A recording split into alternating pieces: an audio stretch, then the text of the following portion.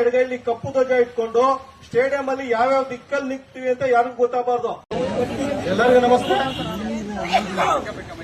ನಮಸ್ತೆ. ನಿಮ್ಗೆಲ್ಲ ಗೊತ್ತಿದೆ, ಸರ್ಕಾರಿ ಶಾಲೆಗಳೆಲ್ಲ ಮುಚ್ಚಾಕ್ತಾ ಇದ್ದಾರೆ. ವಿಲೀನದ ಹೆಸರಲ್ಲಿ ಸರ್ಕಾರಿ ಶಾಲೆಗೆ ಬೀಗ ಹಾಕ್ತಾ ಇದ್ದಾರೆ. ನಮ್ದು 2 ಬೇಡಿಕೆ ಇದೆ. ಮೊದಲನೇ ಬೇಡಿಕೆ ಏನಂದ್ರೆ LKG-ಯಿಂದ 5ನೇ ಕ್ಲಾಸ್ ಗಂಟ ಇಂಗ್ಲಿಷ್ ಮೀಡಿಯಂ CBSE ಗುಣಮಟ್ಟದ ಶಿಕ್ಷಣ ಆಯಾಯ ಗ್ರಾಮದಲ್ಲೇ ಸಿಗಬೇಕು. LKG-ಯಿಂದ 5ನೇ ಕ್ಲಾಸ್ ಗಂಟ ನಮ್ಮ ಮಕ್ಕಳು ನಮ್ಮೂರಲ್ಲಿ ಓದಬೇಕು. ಅದಾದ್ಮೇಲೆ 6ನೇ ಕ್ಲಾಸಿಂದ 12ನೇ ಕ್ಲಾಸ್ ಗಂಟ ಪ್ರತಿಯೊಂದು ಗ್ರಾಮ ಪಂಚಾಯತ್ ವಸತಿ ಶಾಲೆ ಸಿಗಬೇಕು. ನವೋದಯ ಮಾದರಿ ವಸತಿ ಶಾಲಾ ಶಿಕ್ಷಣ ಸಿಗಬೇಕು. ಏನಕ್ಕೆ ವಸತಿ ಶಾಲಾ ಶಿಕ್ಷಣ ಅಂದ್ರೆ, ಊರಲ್ಲೆಲ್ಲ ನೋಡಿರ್ತೀವಿ ನಾವೆಲ್ಲ ಪೇರೆಂಟ್ಸ್, ಓದೋ ವಾತಾವರಣ ಇರಲ್ಲ ಮಕ್ಕಳು. ಅಟ್ಲೀಸ್ಟ್ ಅಲ್ಲೇ ಗ್ರಾಮ ಪಂಚಾಯತ್ ಒಂದು ವಸತಿ ಶಾಲೆ ಇದ್ದು ಅಲ್ಲೇ ಏನಾರ ನೀಟಾಗಿ ಪಾಠ ಮಾಡಿದ್ರೆ ಮಕ್ಕಳಿಗೆಲ್ಲ ಅನುಕೂಲ ಆಗುತ್ತೆ. ಹಳ್ಳಿ ಮಕ್ಕಳು ಮುಂದೆ IAS ಅಧಿಕಾರಿಗಳು, IPS ಅಧಿಕಾರಿಗಳು, ತಹಸೀಲ್ದಾರರು ಮತ್ತು ಒಳ್ಳೊಳ್ಳೆ ಕಂಪನಿ ಕೆಲಸ ಸಿಗೋಂಗಾಗುತ್ತೆ.